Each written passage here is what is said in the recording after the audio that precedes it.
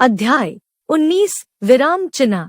विराम का अर्थ है रुकना या ठहरना। अपने भावों और विचारों को व्यक्त, बोलकर या लिखकर करते समय हम वाक्य के बीच में कुछ क्षण के लिए रुकते हैं, इसी को विराम कहते हैं।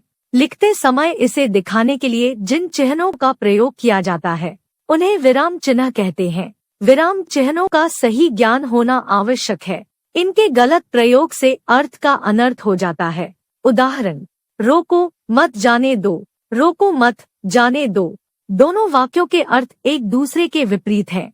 भाषा के लिखित रूप में रुकने के लिए जिन चिन्हों का प्रयोग किया जाता है उन्हें विराम चिन्ह कहते हैं। हिंदी के प्रमुख विराम चिन्ह: 1 अल्प विराम, 2 अर्धविराम, 3 पूर्ण विराम, 4 उपविराम, 5 प्रश्नसूचक चिन्ह, 6 विस्मयादिसूचक चिन्ह, 7 निर्देशक चिन्ह, 8 विवरण चिन्ह, 9 योजक चिन्ह, 10 उद्धरण चिन्ह, 11 लाघव चिन्ह, 12 कोष्ठक, 13 हंसपद।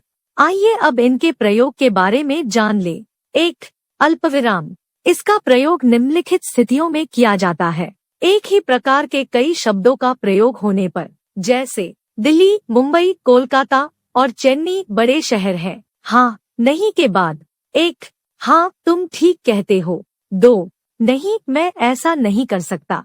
तारीख के साथ महीने का नाम लिखने पर 15 अगस्त 1947।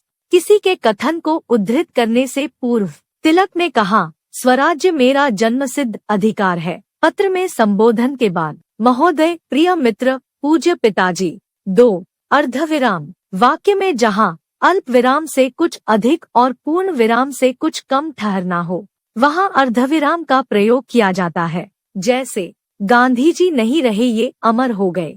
क्रिया के 2 भेद होते हैं। जैसे 3 पूर्ण विराम। प्रश्नवाचक वाक्यों को छोड़कर अन्य सभी वाक्यों की समाप्ति पर पूर्ण विराम लगाया जाता है। जैसे राम पुस्तक पढ़ रहा है, वह चला गया। 4 उपविराम। जहाँ किसी बात को अलग दिखाना हो यहाँ इस चिन्ह का प्रयोग किया जाता है। जैसे विज्ञान, वरदान या अभिशाप। कामायनी, जयशंकर प्रसाद। 5 प्रश्नसूचक चिन्ह। सभी प्रश्नवाचक वाक्यों के अंत में प्रश्नसूचक चिन्ह लगाया जाता है। जैसे तुम्हारा नाम क्या है, तुम कब आए। 6 विस्मयादिसूचक चिन्ह। हर्ष, आश्चर्य, दुख, घृणा आदि भावों को व्यक्त करने के लिए इस चिन्ह का प्रयोग किया जाता है। जैसे वाह, कमाल कर दिया, कैसा सुंदर दृश्य है, हाय, मार डाला, अरे तुम यहाँ कैसे।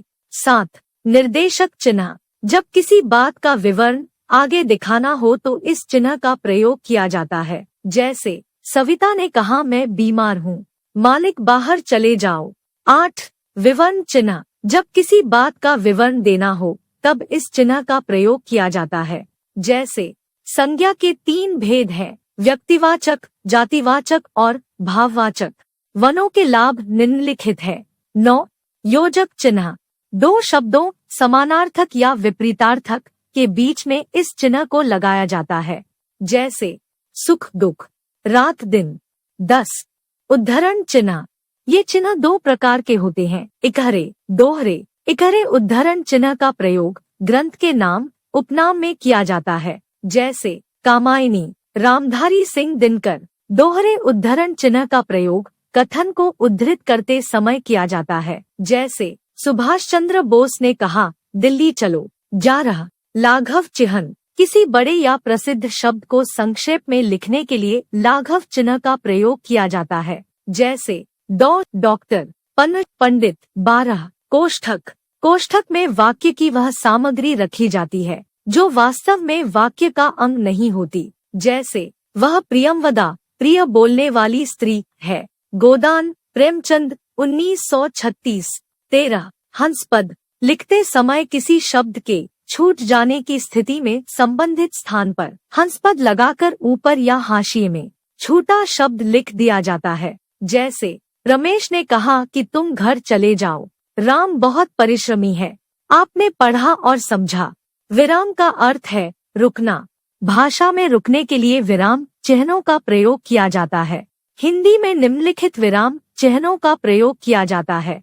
अल्प विराम, अर्धविराम, पूर्ण विराम, उपविराम, प्रश्नसूचक चिन्ह, विस्मयादिसूचक चिन्ह, निर्देशक चिन्ह, विवरण चिन्ह, योजक चिन्ह, उद्धरण चिन्ह, लाघव चिन्ह, कोष्ठक चिन्ह, हंस